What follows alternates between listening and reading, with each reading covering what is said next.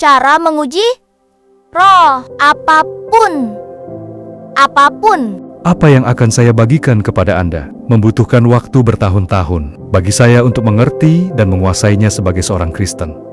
Anda lihat di sini Yesus berkata untuk menguji setiap roh, tetapi banyak orang tidak tahu caranya. Dan sangat penting bagi Anda untuk memahami cetak birunya, karena dengan cetak biru ini, kamu akan bisa melihat melalui roh dari orang-orang yang bertindak menipu. Tidak ada seorang pun, tidak ada roh yang bisa menipu kamu lagi. Dan tidak setiap orang Kristen yang kita temui benar-benar membawa roh Tuhan. Terkadang kita sendiri adalah orang-orang yang bersembunyi di balik topeng ini. Dan aku akan menunjukkan cara melepaskan topeng itu.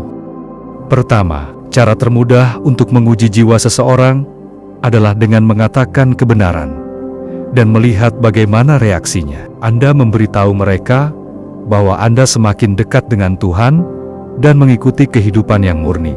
Apakah mereka mengalihkan topik pembicaraan? Apakah mereka mengabaikannya? Atau bahkan menertawakan Anda ketika Anda memberitahu mereka bahwa Anda sekarang berjalan dalam kekudusan? Apakah mereka mendukungmu untuk berada di jalan yang benar?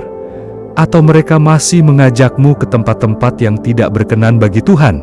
Kedua, perhatikan buahnya, bukan pengikutnya. Yesus berkata, kita akan mengenali seseorang dari buahnya. Cara termudah untuk melihat buah seseorang adalah dengan membandingkan kehidupan pribadinya dan kehidupan publiknya. Apakah mereka terus-menerus menghakimi dan mengoreksi orang lain, tetapi tidak menerima koreksi diri mereka sendiri? Apakah mereka begitu terobsesi dengan bagaimana orang lain memandang mereka, termasuk Anda, tapi tidak tunduk pada perubahan yang sebenarnya? Mereka baik kepada orang asing di sekitar mereka, tapi kemudian mereka kasar kepada Anda. Ketiga, kamu harus memperhatikan apa yang mereka aduk dalam dirimu. Biarkan aku memberitahumu sesuatu. Rohmu akan tahu sebelum pikiranmu melakukannya. Tanyakan pada dirimu sendiri. Setelah aku berbicara dengan mereka, apakah aku merasa damai, atau apakah aku merasa lelah dan terkuras secara mental?